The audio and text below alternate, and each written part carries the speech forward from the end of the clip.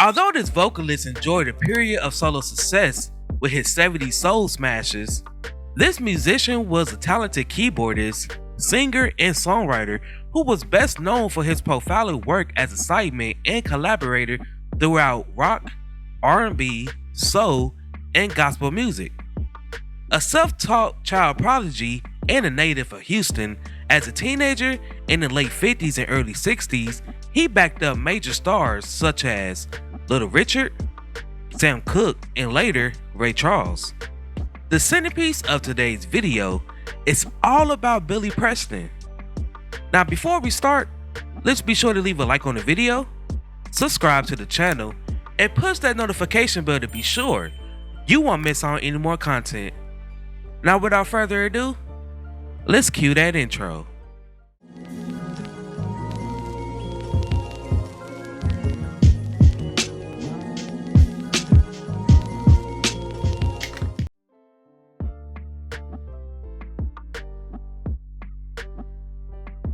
Born William Everett Preston on September 2nd, 1946 in Houston, Texas. Growing up, his family moved to Los Angeles. Early on in his musical career, he proved to be a very good, talented, self-taught piano player and organ player. By the age of 11, he had already backed up gospel diva Mahalia Jackson, also singing on TV with Nat King Cole. In 1958, Preston was casted in the St. Louis Blues, the Hollywood biopic of W.C. Handy, playing a young Handy himself. Preston's musical tutelage continued with a teenage stint in Little Richard's band. It was on the European tour with Richard in Hamburg, Germany that he befriended the Beatles. In 1963, Preston was still in high school when Sam Cooke signed him to record his debut album called 16-Year-Old Soul. During the mid-60s, he became a regular on the popular TV series Shindig.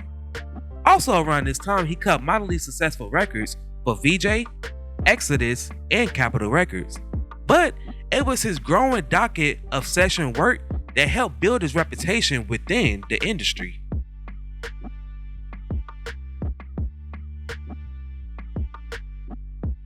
In January of 1969, Preston was in London playing with Ray Charles when George Harrison invited him to visit the Beatles' newly built Apple Records rehearsal space. The band was in the midst of their Let It Be sessions, and the keyboardist nibbled electric piano and organ parts proved to be the glue that helped seal up songs like Don't Let Me Down and Get Back. His effortless musicality and easygoing nature was widely appreciated by the band, but it was the fortuitous timing of his visit that allowed him to become part of history. Preston's contributions to the album were so significant that he became only the second artist to receive a joint credit on the Beatles' single for Get Back, and he was immortalized on the film playing alongside the group during a final rooftop performance. Preston then signed a deal with Apple Records as a solo artist, and his Harrison-produced fourth album, That's the Way God Planned It, was released in August, yielding a UK hit with its title song. Be so greedy when there's so much left. He then joined the Beatles one more time to play on their Abbey Road album, and even after their 1970 split, he remained a close ally, especially to Harrison, whose solo albums frequently featured the keyboardist. The early 70s became a peak era for Preston, who after one more release on Apple signed a deal with A&M Records, releasing the 1971's I Wrote a Simple Song. One of his singles was Cabinet-led psych-funk instrumental Out of Space that became a major hit and won a Grammy for Best Pop Instrumental Performance.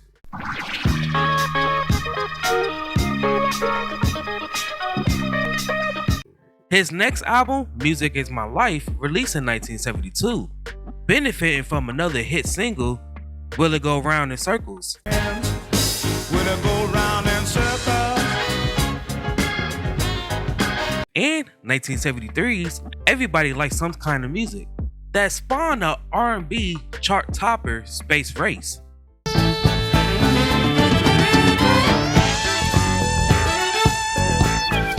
Preston has forged a working relationship not only with ex-Beatles George Harrison and Ringo Starr, but with the Rolling Stones as well, who featured his talents liberally throughout the 70s on albums like Sticky Fingers, Exile on Main Street, Goat's Head Soup, and It's Only Rock and Roll. He also benefited as a songwriter when Joe Cocker made a 1975 hit of his ballad You Are So Beautiful. After wrapping up with A&M in 1977, he released A Whole New Thing. Now, Preston appeared alongside Peter Frampton on the Bee Gees in the much maligned Beatles themed movie Sgt. Pepper's Lonely Hearts Club Band. Throughout his career, his stardom began waning as a solo artist. MOTOWN signed him and enjoyed a surprise hit with the Sarita Wright duet, With You I'm Born Again. Woman, don't you know with you I'm born again. From his 1979 album Late at Night. After making a guest appearance on Sarita's 1980s release, the duo paired up for a joint album of duets in 1981 titled Billy Preston and Sarita. It would be his last solo album to chart. By the early 80s, Preston's career as a solo artist had ended, and his ongoing struggles with drug and alcohol addiction had killed his momentum of what he had left. His solo work had become sporadic and shifted the focus to doing session work with R&B artists such as Luther Vandross, Patti LaBelle, and Whitney Houston. His Beatles connection was revived when he joined the inaugural edition of Ringo Starr and his All-Stars band in 1989. Preston continued to struggle in the 90s as years of drug abuse and subsequently legal troubles took their toll.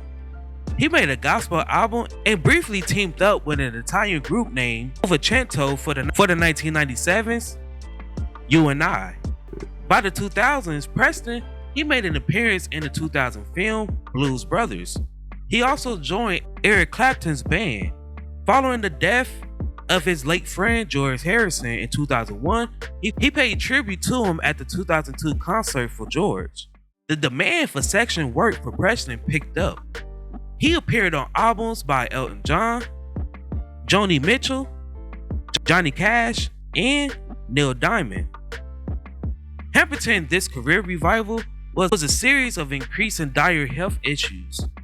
His ongoing battle with kidney disease and subsequently having a kidney transplant failed to improve his situation. In spite of this, Preston continued to take work by making guest appearances on American Idol and doing sections with Ray Charles, Red Hot Chili Peppers, and a joint album by Clapton and J.J. Cale.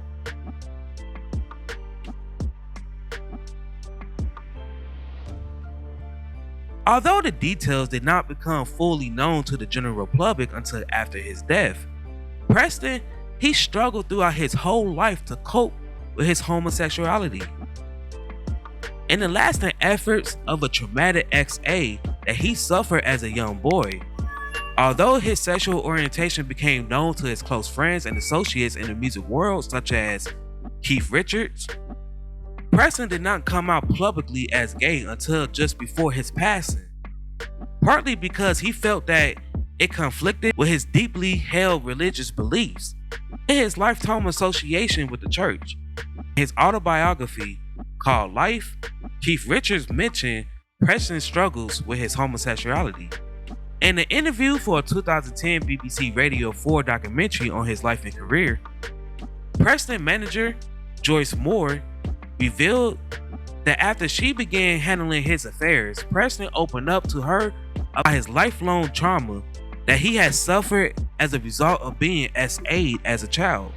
Preston told Moore that at about the age of 9, after he and his mother had moved to Los Angeles from Houston to perform in a touring production of Amos and Andy, he was repeatedly abused by the touring company pianist. When Preston told his mother about the abuse, she did not believe him, and she failed to protect him. The abuse went on for the entire summer, and Preston was also later SA'd by a local pastor. Another traumatic incident happened, which reportedly affected Preston deeply, occurred in the early 70s. While he was engaged to actress and model Kathy Silva. At this time, Preston had become close friends with musician Sly Stone, and he made many contributions to Stone recordings during the period. According to Moore, Preston was devastated when he came home one day to find Stone in bed with his fiancée. According to Moore, her affair with Stone was a trigger that led Preston to stop having relationships with women. It was after this incident that he began using cocaine and having sex with men. And Moore had also stated that she saw his drug abuse as his way of coping with his internal conflicts that he felt about his sexual urges.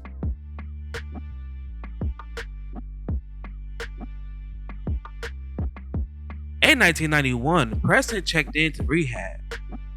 Now, while on probation for a drunk driving conviction in August of 1991, Preston he was arrested for SAing a 16-year-old Mexican boy after picking him up at a gathering point day labors. The boy told authorities that Preston picked him up and took him to his Malibu home where they smoked cocaine and pornographic photos and tried to assault him before he escaped. Preston was also charged with assault with a deadly weapon involving a man that he picked up to do work for his home the day before his arrest, involving the case with the little boy. After submitting to a drug test, Preston tested positive for cocaine. He entered a no contest plea to the cocaine and assault charges. The sex charges, however, included a misdemeanor charge of child molestation, and the other charges was dismissed. He was sentenced to 9 months at a rehab center and 3 months of house arrest. In 1992, Preston he was sentenced to 30 days in jail for violation of his probation during a drunk driving conviction. In 1997, Preston he was sentenced to 3 years in a California prison for cocaine possession in violation of his probation. He had been placed on a 3-year probation earlier that year after testing positive for cocaine. Under the terms, he agreed to spend 90 days in jail and remain drug-free. In prison in 1998, Preston was indicted for a $1 million home insurance fraud scheme after setting a fire to his Los Angeles home. He pleaded guilty and agreed to testify against the other defendants involved in the scam. His plea called for 5 years of probation and 1 year in jail and $60,000 in restitution.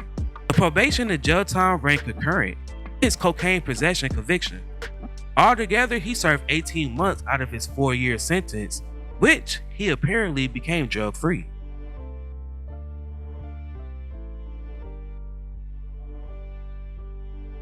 Preston was nominated for 9 Grammy Awards and won 2.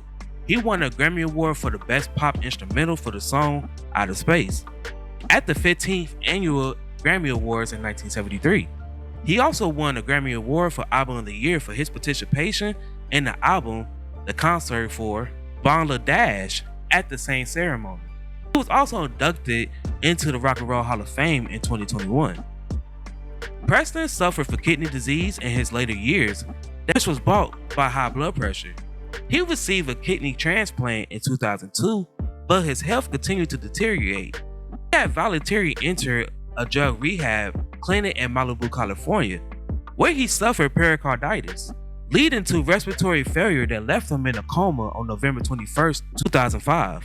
Sadly, Preston passed away on June 6, 2006 at the age of 56. Now before we go, I have a question for you all. What is your favorite song from Billy Preston?